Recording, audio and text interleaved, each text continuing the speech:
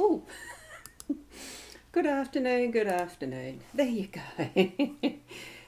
Just had a slight slip up there. That was only that I had a part of the screen open that wasn't meant to be for this, but that's okay. I'm just going to double check in the Facebook and whether this is actually going live. It should be. And I can see the little red dot around where it is. I shall mute that. Yeah, it looks like it is, so that's fine.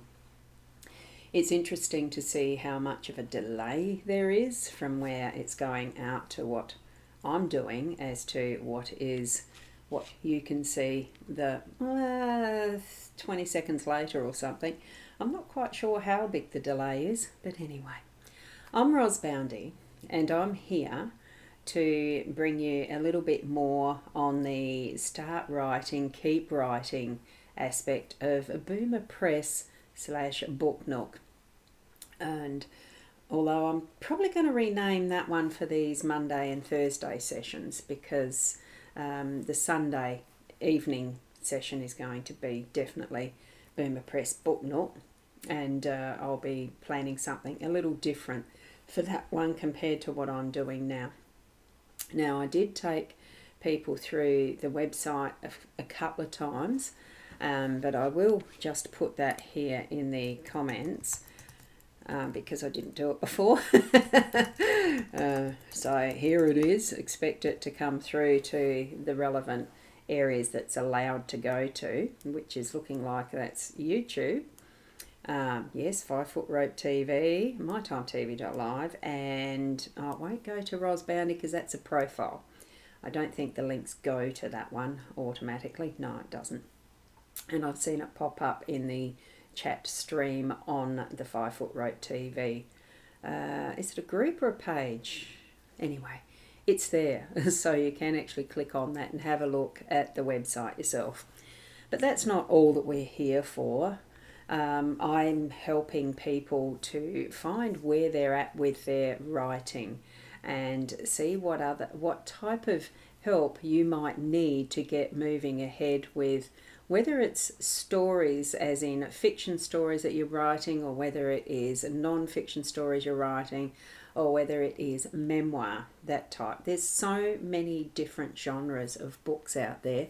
It's amazing. When you start looking, probably the best way to have a look at genres and that type of thing is looking through the books available on Amazon. Amazon.com or amazon.com.au or .ca or wherever you are in the world, there's an Amazon somewhere. And it's interesting to look through the books and the categories that are there.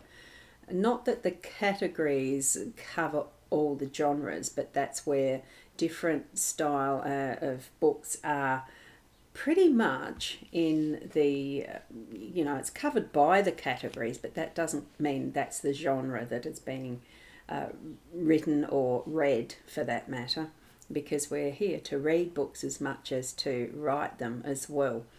So I know that I use a tool called Publisher Rocket that's really good for analysing some of the data behind what sort of categories and books there are. But you can just do it even within Amazon itself. Probably a good idea to just do a screen share on that one.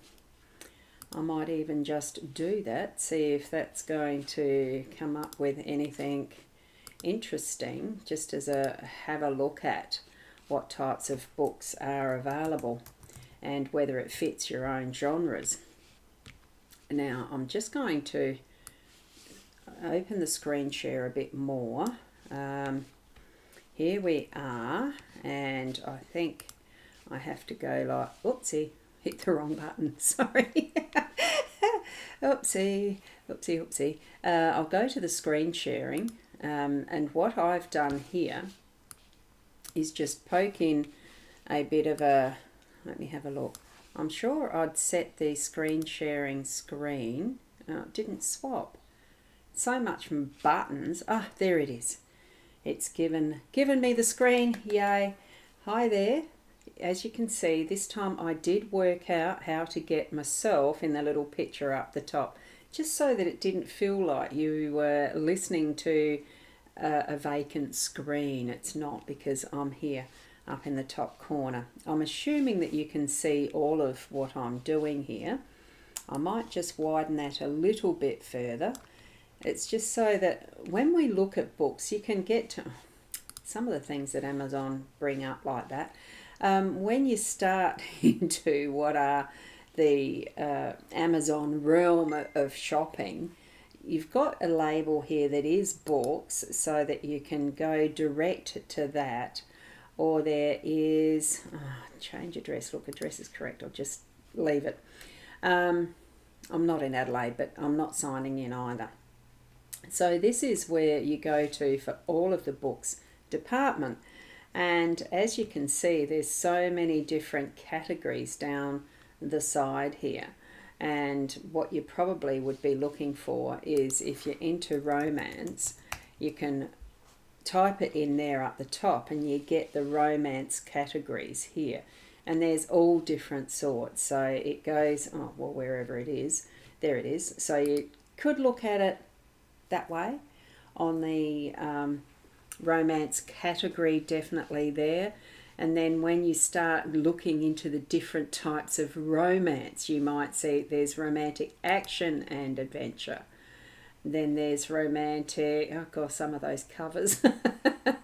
Oh, that changed. It changed to a different style, probably because it's got different results there. You're actually gone down to a particular category there, obviously.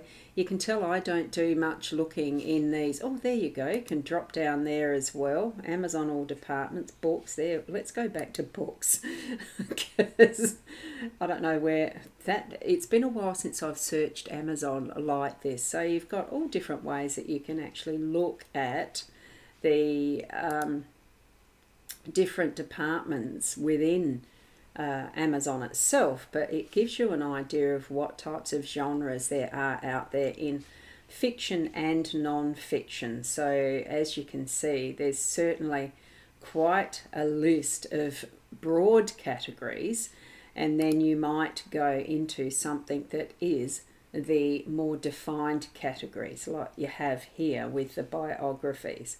Why didn't it come up? Oh, there you go. So with this, biographies and memoirs comes up with art and literature biographies, community and culture, historical biographies, memoirs. I'm just going to go to memoirs because that's what I'm interested in. So I would like to have a bit of a look to see now what sort of memoirs are being written here. And A to Z of happiness, free-spirited woman, inspiring broken heart romance of an emotional journey of a woman overcoming challenges. So you just go until obviously you feel that there's one that's for you to read. That's actually a very recent book. It's this year at least, and it's on Kindle. I'm just going to have a quick look at that one. Free-spirited, spicy men, not my type anymore, but coming across this bad boy makes me change my mind. Almost feels like it's a romance as well as a memoir. So it's one of those things that you need to be aware of when listing through with doing Amazon. Now I'm going to come back to me because I don't think we need to share the screen now. Just have an idea of, go and look and search what type of books you're attracted to reading, as to what type of books you yourself might be interested in writing as well, because everyone's got a story that they can write. Absolutely truthful in that one. Now, the other thing that I was going to do is, well, it's the usual one that we do on the Mondays and Thursdays, and it's to do with the deck of cards, this life story cards. So keep in mind what you saw there as a quick way of looking at what Amazon has to offer as far as categories, what type of book you might want to write if you're really wanting to do something that's more fiction or non-fiction and not memoir. But this one is very helpful for our memoir. So I'm going to share it with you again because we're still progressing through what are the stages of these particular questions. So as we know, it's the life story kit, the interview kit. with its lid open. Oops, let me do that. And the cards that come out like this will be the first one we're going to do. And as we've remembered before, in the end we'll all become stories. So that's that one. That's the box.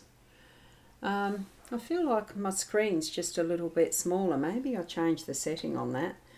I don't know. I was playing with buttons last night after I'd finished the late one, like the 7:30. I didn't finish at 8. I did shift it down a bit. I did do it shorter than I was expecting. I wasn't quite as organised with it as I was hoping. Yeah, this screen is a little bit shorter than I was expecting. Let me just... Is it going to adjust? No. So let's poke that up a little bit higher so I can fit the later life ones. Let's just do it this way. We'll do that one and then that one, because this is how many we've already done now. So we're getting through the full deck quite well. My fingers are fumbling. They are. My fingers are fumbling indeed. Now, I'm also going to pop up my Scrivener, because this is how I've been doing it recently. It's, I think it's this one, Memoir test. Anyway, what we have here, oh no, it's not that one. Oopsie, let me go find another one. It's not that one. Must be Practice the Prose. Let's have a look. Because you might be able to do this very similarly. And when was the 12th of the 12th? That was the last questions that we had. And that was, what do you think are the greatest changes? Yep. Okay. So here's where I am now. I'll do another quick screen share to show you how I've been using these particular cards, the questions that have come up and how I'm setting them out, and will eventually write in all of these questions. That's my goal, so let's hope that I can actually do that. Now, screen share is this one again. It may take a little bit of delay, so let's have a looky-see. And here we go. This one is the one that was from Thursday last week. So here's me trying to use my Apple Pencil. So here's the questions that we had. Who were your closest friends? As you can see, Scrivener, it's the 13th session. It's actually more than that. But there we have the date that I've done these questions for the session that we've done. So who were your closest friends as a teenager? What are your treasured memories? These are the ones from Thursday. And what do you think are the greatest changes to society in your lifetime? Now I have actually filled in some for the earlier ones. It's probably only this one. So I have started to fill in these questions. And it doesn't take a great deal of time really, once your thoughts are in the flow, to do these questions, put down things. Yes, it was only the first one that I put in. I still need to label them and do all of the organising, but I've started doing it here just a little differently, and I will be adding in these new questions for there. Okay, so back to what questions we're going to use today. So in our early life from this one, what we've got is, what was your first car?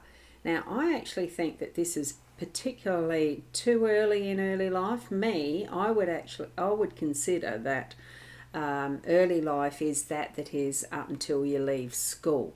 And most kids don't have a car that is their first car whilst they're still in school. Though I suppose these days it's probably more likely that they may have. It just depends.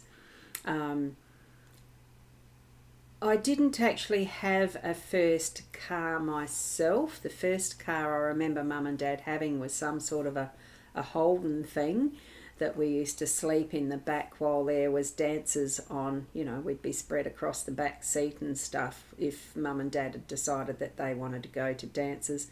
And when we conked out, that's where we'd go until it was time to go home. Pretty sure that was one of those old Holdens, that 2 bench seats, front and back.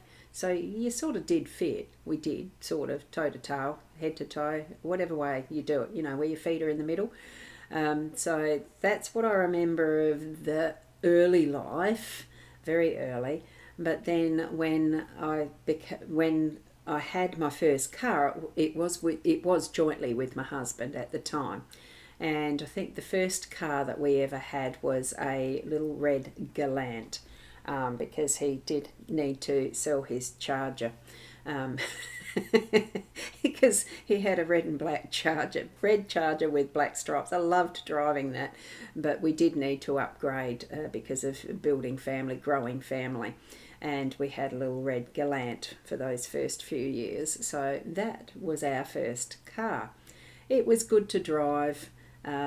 We spilt milk in the back boot at one point, so that we had to completely strip it, because in those days you were allowed to go to your local dairy and pick up raw milk straight from a dairy's vat, which is what we did. And it spilt and it stunk, and I don't know what happened to that car. I cannot remember. But it was like that, without a seat for a while in the back. Anyway, sometimes that sort of stuff happens, doesn't it? Then what we have is our midlife question. So how do you spend your time together? Do you share hobbies and interests? Now, it doesn't really say who we're sharing our time with. So I would say, if that's relevant for what our midlife was, I was sharing my time with children and doing the children thing through as they were going to school and as they were growing into being who they are.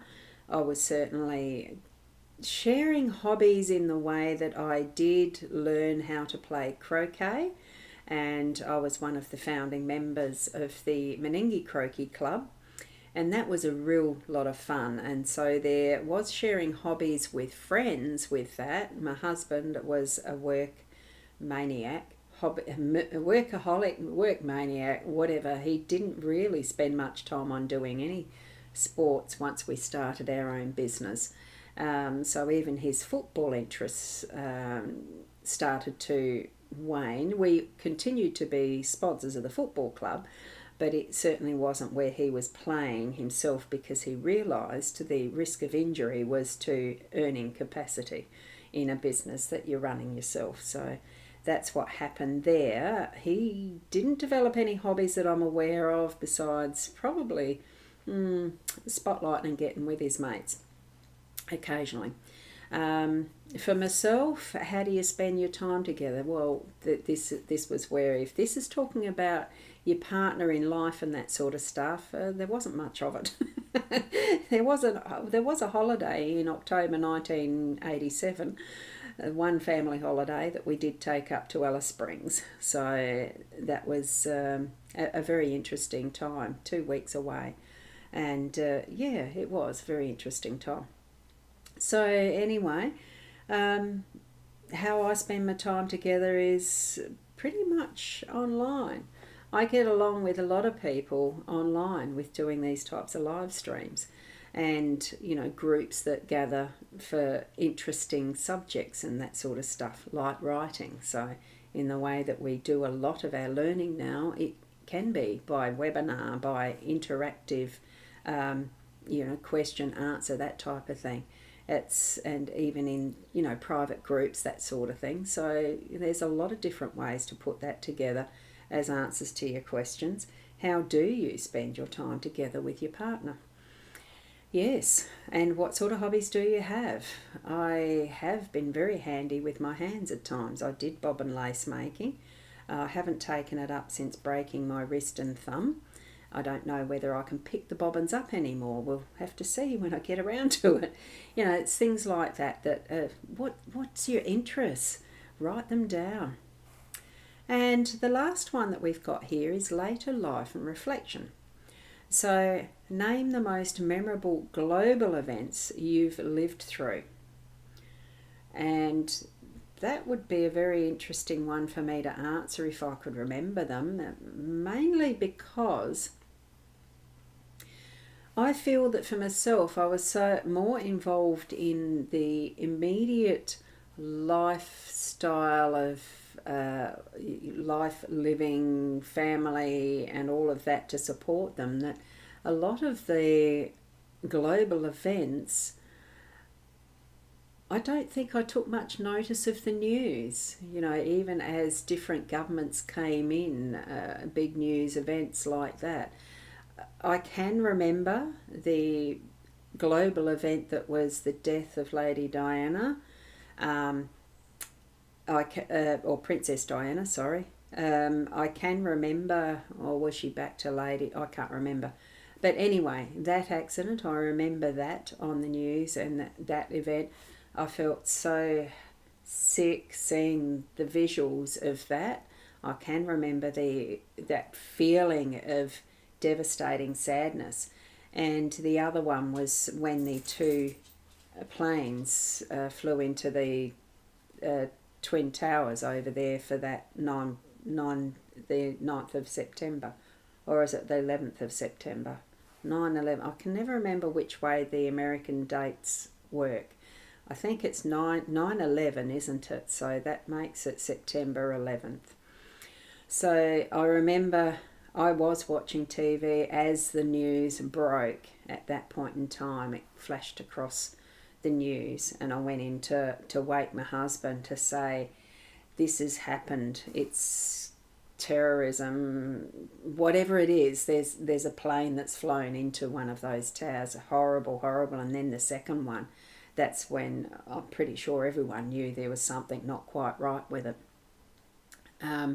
So although I haven't lived through it, you live through the vicarious nature of media and how media shares those incidents.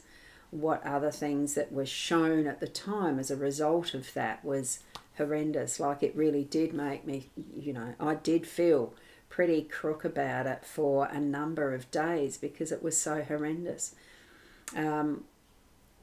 So they were memorable because I've been able to bring them to you from my memory now, as far as those events that I've lived through. That's global.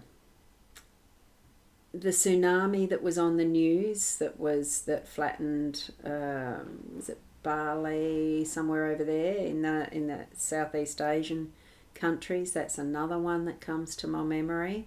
I haven't lived through any direct wars, but there's always some war going on somewhere, and they are memorable in that how horrid they are. And why can't we learn from history and stop this arguing about territories and countries and religions and all the rest of it? Why can't we get along as people in humanity, in our human state, getting along together, really engendering loving energies, not war and hatred and fear, because it's all it comes down to. There's only two real emotions, that is love and fear.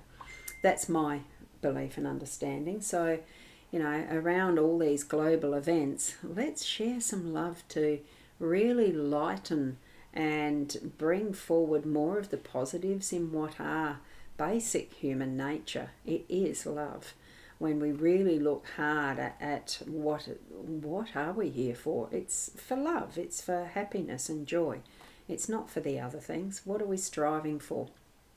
So that's something to put in part of your memoirs if you'd like to. Add those moments where you can remember in the background the global events that were happening. How old were you at the time? What sort of events and things were happening in your personal life at the time as well? So see what you feel around that as you're moving through, finding the answers to these three questions. How do you feel as you're shifting through? Has it shifted anything for you to bring along any other memories related to each of these types of questions, like I've just shared with you of what's been part of my personal journey? The whole idea of doing memoir is there a purpose? What are you asking for yourself? what is your purpose in writing a memoir, because we do all have a story to tell. Even if we don't know it, we do have stories to tell. You just may not want to, and that's fine. But if you are wanting to, think of your children that later in their midlife to end of life, how much joy they'd get in that sense of growing understanding of who you are if you're going to put something that is more personal and identifying yourself to your children, saying, look, I did this, that, I felt this, that, I had this behind what I was doing and all the rest. It just depends what flow you're wanting through your story that you're wanting to share with others, because it could be specifically themed about a big event that you've gone through in your life. Like I mentioned way back at the start of these series, that I have had an experience with cancer, but it's not. I don't know yet whether that's something that I want to write about, but it might be helpful for someone else, because my whole attitude is probably quite different to how someone else would have managed a similar situation. So who knows? Who knows? But I'm going to write down about some of the bits and pieces that I did experience, so that if it turns out that that's going to be included in my book, then I'll have it there without having to rely on my memory later when it gets to be part of the story. So just write down what you feel that you need to as it comes to your memory. You might need a few notebooks, or like I'm using, it is my computer, it is Scrivener as the main part of where I'm writing my notes and the rest. And I'll show you eventually how to upload, if you're interested in using Scrivener or something similar, how to take your photos and upload them into these various programs. There's some others that I'm having a look at the moment too, but whether I use those, because I am finding Scrivener to be a perfect tool, where just Google Docs and that type of thing can be a bit unwieldy, let's say. But it's doable and it's free. I did have to pay for Scrivener.